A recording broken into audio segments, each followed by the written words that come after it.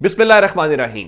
लाखों करोड़ों दुरूदो सलाम मोहम्मद मुस्तफ़ा सल्लल्लाहु अलैहि वसल्लम और आले मोहम्मद पर। मैं हूं उमर दराज गोंदल।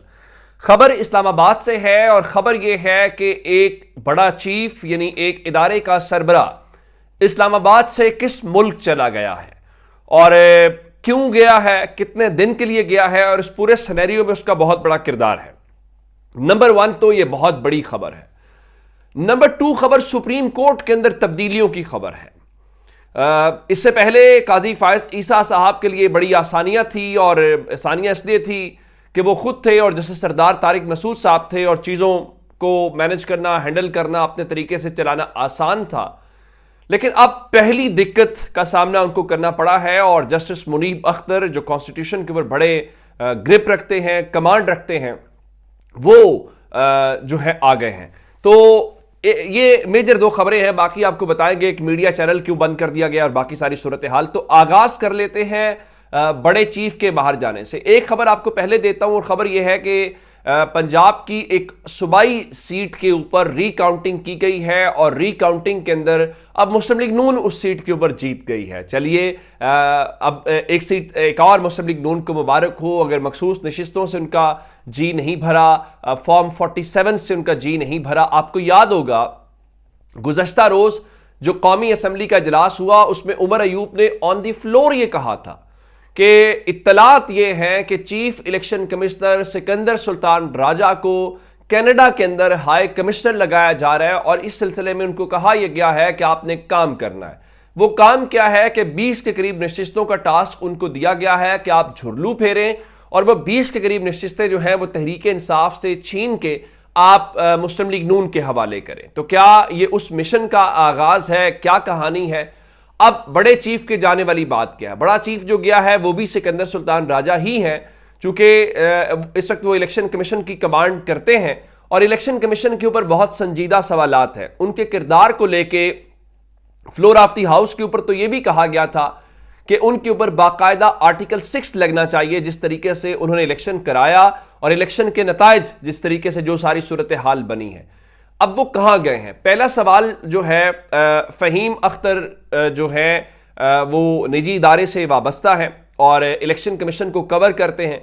इलेक्शन के हवाले से उनकी बड़ी कमांड है। ये उन्होंने खबर दी थी जब उन्होंने कहा मैं इलेक्शन के कंट्रोल रूम में उस दिन गया था तो इलेक्शन के अपने डाटा के मुताबिक पाकिस्तान तहरीक इंसाफ उस दिन 160 नशिस्तें जीत रही थी। फिर चीफ इलेक्शन कमिश्नर अपने शहर से किसी और शहर में 3 घंटे के लिए गए, जब वापस आए तो हर चीज पाकिस्तान तहरीक इंसाफ के लिए तब्दील हो चुकी है। उन्होंने नंबर 1 सवाल ये उठाया है कि उनके पास मुतजाद इत्तलात है अपने वीलॉग के अंदर और ओवरऑल जो उन्होंने गुफ्तगू की है कि सिकंदर सुल्तान राजा के पास किसी मुल्क की शहरियत है। उनके मुताबिक जब उन्होंने इसके ऊपर काम किया और इलेक्शन कमीशन से पूछा तो इलेक्शन कमीशन के तर्जुमान ने यह जरूर कहा कि इसको बताएंगे, ये थोड़ा पर्सनल हो जाएगा, लेकिन इसके ऊपर कोई चीज बताई नहीं है। अब इत्तलात ये है कि इब्तदाई तौर पर सिकंदर सुल्तान राजा मुल्क छोड़ के चले गए हैं। मुल्क छोड़ने का मतलब यह मुल्क से बाहर चले गए हैं। वो कहां गए हैं? इब्तदाई तलात ये है कि वो मुत्तहिदा अरब अमारात या दुबई इब्तदाई तौर पे गए हैं, लेकिन क्या वो यहां से वापस आएंगे या किसी और मुल्क में जाएंगे? फहीम अख्तर का दावा यह है कि इम्कान यह है कि यहां से वो आगे जाएंगे और अभी तक आगे उनकी मंजिल कौन सी है और वहां पे जाने का मकसद क्या है? क्या ये उनका ऑफिशियल टूर है? ऑफिशियल टूर होता तो जाहिर है इलेक्शन कमीशन उसके ऊपर बाकायदा एलामिया जारी कर देता या इलेक्शन कमीशन उसके ऊपर कोई ऑफिशियल वर्ड कह देता। अभी तक नहीं कहा गया।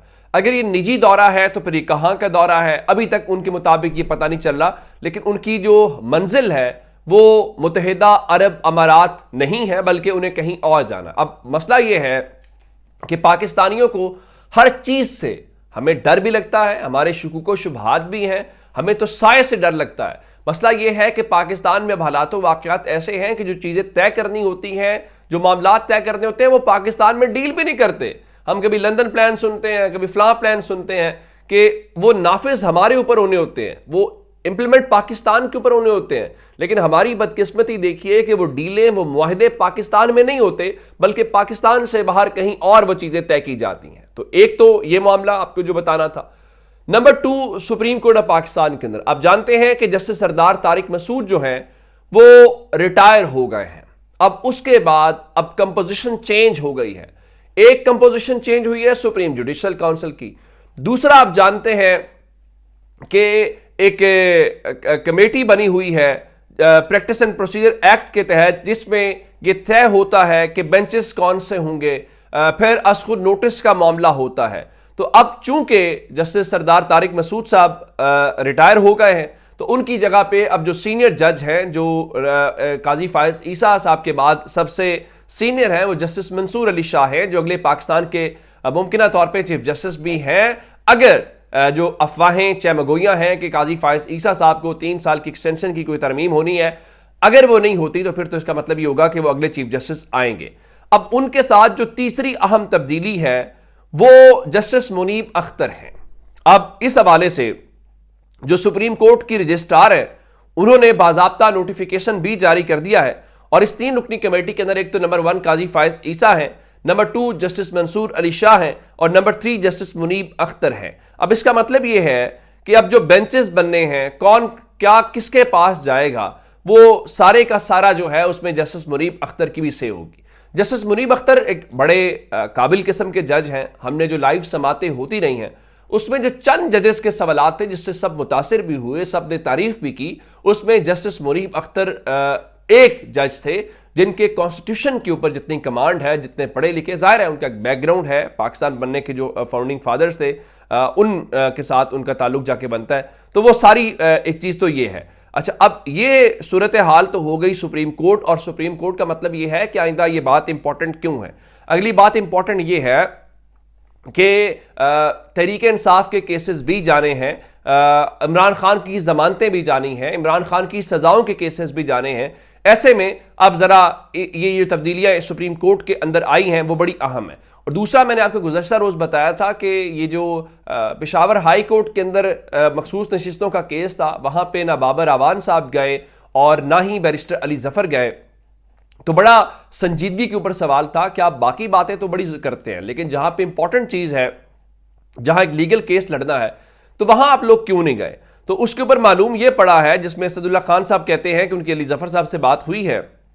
उनका कहना है कि उन्होंने पेश नहीं होना था, बल्कि बाबर आवान ने पेश होना था। अब बाबर आवान क्यों पेश नहीं हुए, यह बड़ा इंपॉर्टेंट सवाल है और उनसे पूछा भी जाना चाहिए कि पार्टी का इससे इंपॉर्टेंट केस क्या हो सकता है जिसके लिए आप इंतजार कर रहे थे। दूसरी जानब शेर अफजल मरवत ये कह रहे थे कि हमें भी हैरत हुई है कि पेशावर हाई कोर्ट की समाअत के दौरान हमारी टीम क्यों नहीं गई, और उनके मुताबिक जो नहीं गए उनसे पूछा जाएगा कि आप ये बताइए कि आप वहां पे क्यों नहीं गए। मेरे ख्याल से जो लीगल टीम है, मेरी एक लीगल माइंड से बात हो रही थी, उन्होंने एक बड़ी बात की, वो शायद अनपॉपुलर ओपिनियन हो, लेकिन वो बात जरूर डिस्कस होनी चाहिए। उनके मुताबिक इमरान खान की जो सख्त मुश्किलात हैं, बाकी तो चले अपनी जगह के ऊपर हैं कि फलां का दबाव है या कोई चाहता नहीं है इमरान खान बाहर आए, अब वो बड़ी जयद किस्म की शख्सियत है। तो उनका कहना यह था कि इमरान खान की बहुत सारी मुश्किलात की वजह उनकी लीगल टीम है। अब उन्होंने तो लफ्ज जो इस्तेमाल किया मैं वो नहीं इस्तेमाल करता, लेकिन लुबे लुबाब यह था कि उसमें उनकी टीम जिस तरीके से बिहेव कर रही है। फिर मुझे उन्होंने बताया कि ख्वाजा हारिस क्यों अलग हुए, कि किस तरीके से कोई पिटीशन फाइल होनी थी। अब वो साहब इस बार टिकट होल्डर भी थे इस्लामाबाद से, वो रात को उनके पास लेके गए कि मैं पिटीशन सुबह फाइल कर दूंगा। ख्वाजा साहब जो हैं वो आए कि मैं उसके ऊपर आर्गू करूंगा, लेकिन जब आर्गू करने की बारी आई तो उनका पिटीशन तो है ही नहीं। जब उन मौसूफ से पूछा गया कि आप ये बताइए कि आपने वो पिटीशन रात को, अब ख्वाजा हारिस ने सारी रात लगा के वो पिटीशन तैयार की थी, तो उन्होंने कहा जी मैंने तो फाइल ही नहीं की। इस सारी चीज को देखते हुए ख्वाजा हारिस जैसा एक लीगल एक्सपर्ट जो है वो तहरीक इंसाफ की उस टीम से अलग हो गया। ये बातें गौर करने वाली हैं और इन बातों के ऊपर आपको सोचना भी पड़ेगा और अपनी स्ट्रेटजी तब्दील करनी पड़ेगी, वरना रिलीफ कोई आपको घर आके नहीं दे जाएगा या इस तरह से चीजें नहीं होंगी। अच्छा, इस हवाले से एक और इंपॉर्टेंट डेवलपमेंट है, चूंकि सेनेट के इलेक्शंस आ रहे हैं और सेनेट के इलेक्शंस के हवाले से हमाद अजहर और मियां असलम इकबाल दोनों ने तस्दीक कर दी है कि पंजाब से जनरल नशिस्तों के ऊपर 2 लोगों को नॉमिनेट कर दिया गया है। और नॉमिनेट किन को किया गया है? नॉमिनेट किया गया है, एक तो हामिद खान साहब जो हैं वो पाकिस्तान तहरीक इंसाफ के सेनेट की नशिस्त के ऊपर उम्मीदवार होंगे। नंबर 2 जुल्फी बुखारी होंगे और उनकी जानिब से जो इजाज मिनहास हैं वो उनके कवरिंग उम्मीदवार होंगे। जबकि खवातीन की नशिस्तों के ऊपर डॉक्टर यास्मीन राशिद होंगे और टेक्नोक्रेट्स की सीट्स के ऊपर ब्रिगेडियर मुसद्दिक जो हैं, जो वो एहतसाब वाले मामले को पहले देख रहे थे, वो होंगे। अच्छा, फिर एक बड़ी वहां पे सवाल ये उठाया जा रहा है कि आप ये बताइए कि आपने उमर सरफराज चीमा को अपॉइंट क्यों नहीं किया। तो उसके ऊपर एक जो से है, चूंकि जब आप आते हैं किसी पोस्ट से हटते हैं, खासकर गवर्नर वाली सीट से, तो उसका खास टाइम होता है, तब तक आप कोई इलेक्शन या सियासी एक्टिविटी का पार्ट नहीं बन सकते, तो उसकी वजह। लेकिन हामिद खान को और डॉक्टर यास्मीन राशिद दोनों को सेनेट में पहुंचाना, उनको उम्मीदवार बनाना, ये पाकिस्तान तहरीक इंसाफ का एक अच्छा फैसला है। डॉक्टर यास्मीन राशिद को यहां पे सेनेटर बनाने का मकसद बड़ा वाज़ेह है, ये बड़ा क्लियर मैसेज है। ये वही मैसेज है जिस तरीके से आपने अली अमीन गंडापुर को वज़ीर आला बनाया और अली अमीन गंडापुर ने फिर दबाव आया कि आप उनको हटाएं। उनकी मुलाकात भी शहबाज शरीफ से हुई और उन्होंने कहा बार आके, मैंने शहबाज शरीफ से कहा कि इमरान खान से सियासी इंगेजमेंट ज़रूरी है और सियासी इंगेजमेंट होगी तो ही सियासी मसाइल हल होंगे। अब इसका मतलब यह है कि अली अमीन गंडापुर ने इनको रास्ता दिखा दिया। अब आपकी मर्जी है, आप नहीं देखना चाहते। अब सूरत हाल ये है कि मुस्लिम लीग नून करे तो करे क्या, उनके अपने लोग कहते हैं। वो जावेद लतीफ तो कह रहे थे जनाब कि पीटीआई और नून लीग दोनों का मैंडेट चुराया। पीटीआई का तो चुराया क्या, इसमें तो कोई शक वाली बात नहीं है। जो फॉर्म 45 है वो यही बता रहे हैं, लेकिन नून लीग का कैसे चुराया गया ये आपने बताना है। अब अगली सूरत हाल मैं आपको बता देता हूं कि ख्वाजा आसिफ रात बैठे हुए थे। हमारे सियासतदान इक़्तिदार में बेचारे वो बातें कर लेते हैं जो बाद में उसका जवाब नहीं दे पाते। तो ख्वाजा आसिफ फरमा रहे थे जी वज़ीर ख़जाना और वज़ीर दाखिला नवाज शरीफ की मर्जी से बने हैं। बड़ी दिलचस्प बात है कि मोहसिन नकवी जो हैं वो मियां नवाज शरीफ की चॉइस है। तो इसका मतलब है फिर निगरान वज़ीर आला तो मुस्लिम लीग नून का था और आपका निगरान वज़ीर आला होते हुए आप पंजाब से हार गए हैं।